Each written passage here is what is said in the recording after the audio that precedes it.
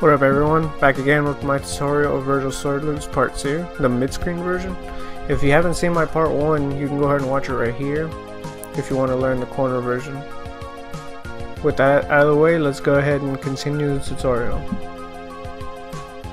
Like I said in my previous tutorial, there are many ways to hit this in the mid-screen. Some quick examples are a rapid slash, a DHC, a normal Vergil BNB, or just a random hit then converting into swords.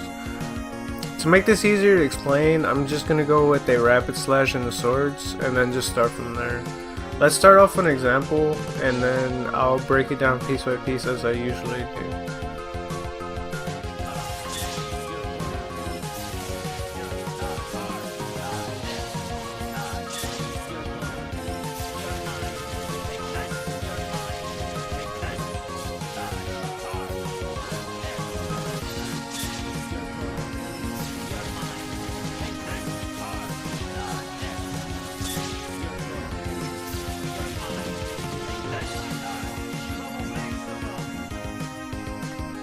Alright, now obviously I won't be teaching you that specific combo, but I will give you the tools to do that specific combo, so yeah, basically let's just go ahead and get started.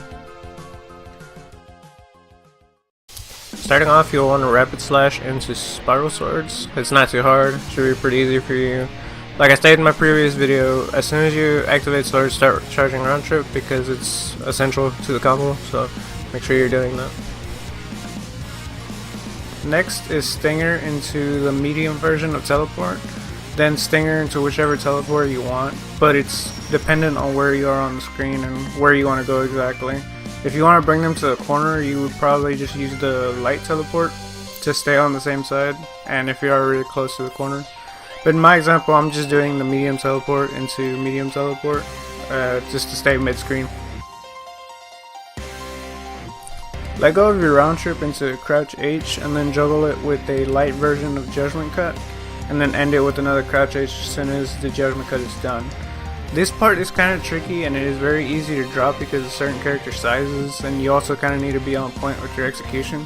Alternatively, you can also drop the last H in this part because sometimes it's kind of tricky to nail it, and if you drop it right there, it just messes up everything. So alternatively, you can just go ahead and activate swords after the judgment cut and it works just fine. But you will need to adjust for this in the next part if you wish to go this route, which I'll cover in the next part. Activate swords and then go into lunar phase. It's the second easiest part of this combo so far. Now if you went to the no crouch H route and the last part before this one, you're gonna have to make sure that the swords juggle them a little bit before the lunar phase to make sure they aren't too high, because if that happens you're gonna have a bad time. The exact reason for that is because without the crouch 8 it leaves them a little too high, and the last phase of the lunar phase last hit misses, so it just kind of ruins your combo essentially. If you go back actually and look at the combo that I showed you for my example, the reason why I dropped it was for this exact reason of what I'm talking about. I didn't let the swords juggle too much before I went into lunar phase, and it made the combo drop. So yeah, that's an important reason to kind of keep that in mind whenever you do the crouch H, when you take out the crouch H before. So it's not too big of a difference, it's just making sure that if you do take that route, always be aware to kind of let them juggle a bit before you do it. So. And this last part is probably the easier part because you're just repeating step 3. So basically just let go of round trip, crouch H into judgment cut, into crouch H or not.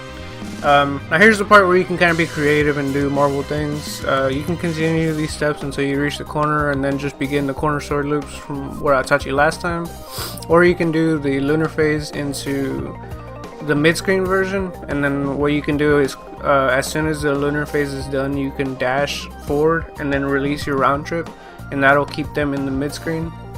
Or you can just high time and super if you don't feel like doing these reps over and over again into a DHC.